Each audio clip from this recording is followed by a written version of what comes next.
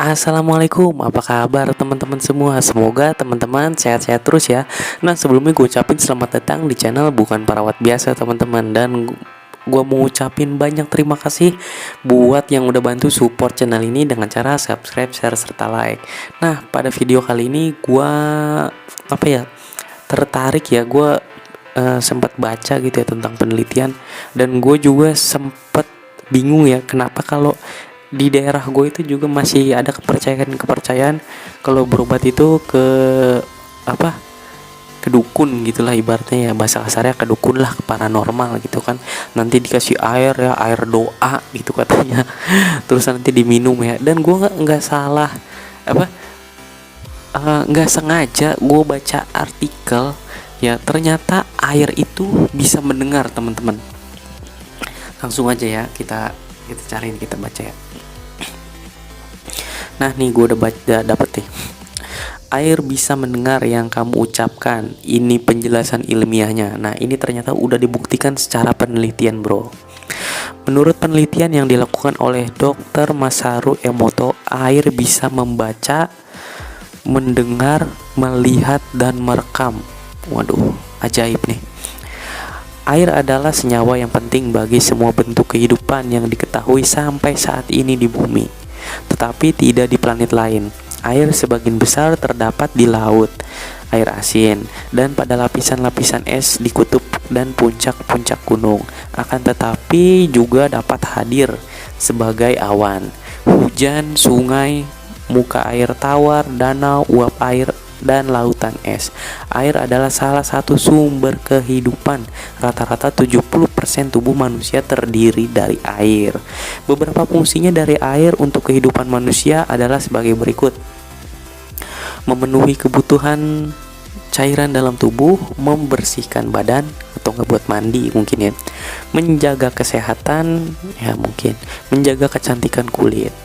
Pada kasus orang-orang sakit seperti sakit kulit, kepala, demam, flu, batuk, pencernaan yang kurang lancar, pasti disarankan dokter untuk meminum air mineral minimal 8 gelas sehari atau sekitar 2 liter. Namun sebaiknya jika sudah merasa haus, segerakan minum air mineral, karena haus adalah tanda peringatan dari tubuh yang kekurangan cairan.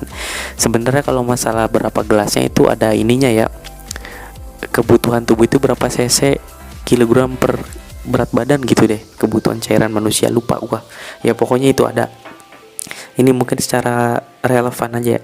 Tetapi Allah mengajarkan kita untuk selalu melakukan hal-hal dalam porsinya atau tidak berlebihan, karena sesuatu yang berlebihan sangat tidak baik dan bisa berdampak negatif, seperti yang difirmankan Allah pada surat Al-A'raf ayat 31, yang artinya bunyinya gini teman-teman: hai anak Adam, pakailah pakaianmu yang indah di setiap memasuki masjid, makan dan minumlah, dan janganlah berlebih-lebihan, sesungguhnya Allah tidak menyukai orang-orang yang berlebihan.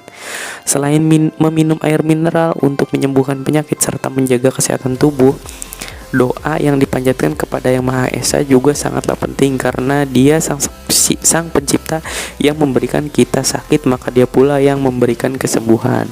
Dr. Masaru Emoto adalah peneliti dari Jepang yang dikenal dunia dan seorang pemikir independen yang melakukan riset secara visual menangkap struktur air.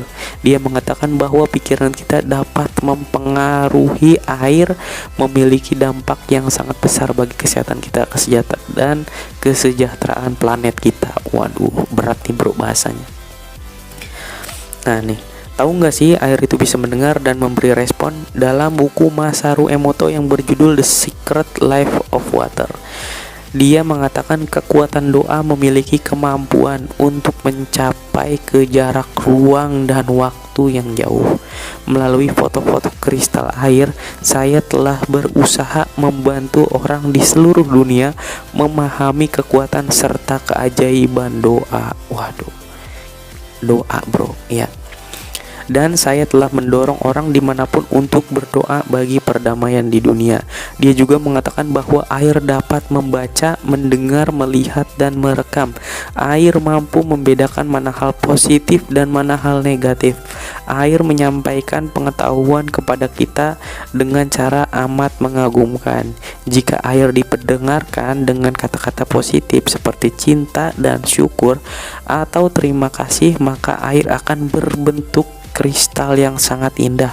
Tetapi jika air diperdengarkan dengan kata-kata negatif seperti bodoh, setan, tolol, atau musik yang keras, air tidak akan membentuk kristal, bahkan hanya berbulir-bulir yang tidak memiliki kejelasan bentuk. Waduh, ini keren nih. Kami menunjukkan foto-foto pemandangan alam. Kami menempatkan sebotol air di atas foto-foto pemandangan yang indah, kemudian memotret kristal-kristal yang terbentuk di sini. Kita melihat bahwa air merespon terhadap foto-foto tersebut. Nah, yang dibentuk dari air dipaparkan pada foto matahari berbentuk besar dan indah, mirip dengan matahari itu sendiri. Wah, contohnya nih bro, ya di samping ya gambarnya ya. Kamu bodoh, wih, air langsung berubah kayak gitu bro. Itu di Inggris ya bro. Kamu bodoh, wah di Jepang langsung kayak gitu bro fotonya.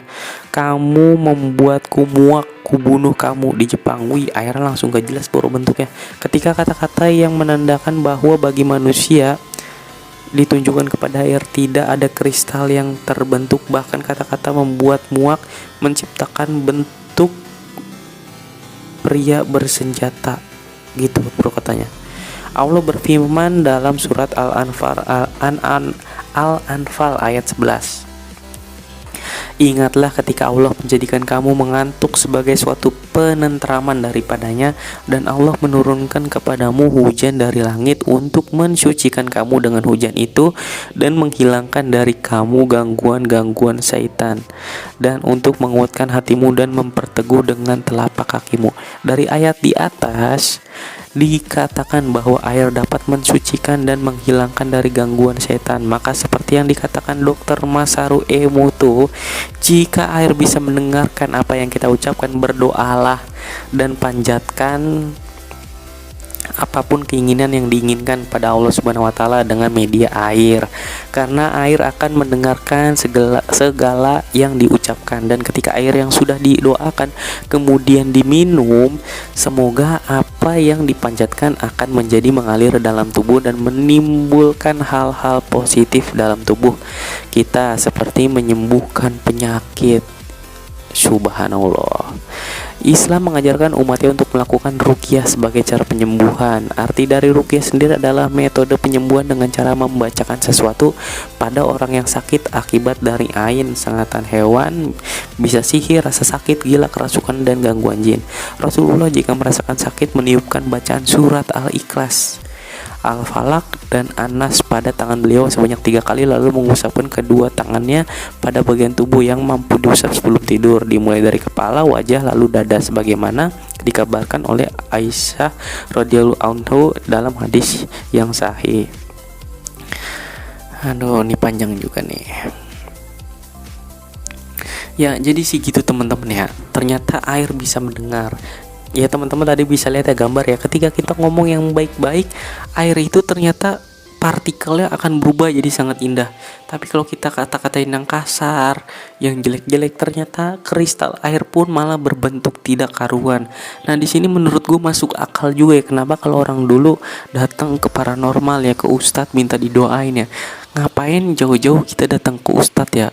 Kalau orang tua kita sendiri ya, apalagi seorang ibu, doanya sangat ajaib bro. Nah gitu ya, atau enggak kalau lu lagi sholat tahajud minta doa aja, sekalian bawa gelas, lu taruh di dekat lu sholat, terus sambil berdoa lu doain airnya, terus lu minum untuk diri lu sendiri. Wah gimana nggak ajaibnya bro ya. Masih mau ke dukun minta air buat disembur ya, mending sendiri kita yang bikin, kita yang doain, kita yang pasrahin sama Allah. Insya Allah apa yang kita pengen bisa kekabul. Ya udah, mungkin itu aja dari gua ya, semoga bisa bermanfaat informasinya kali ini. Wassalamualaikum warahmatullahi wabarakatuh.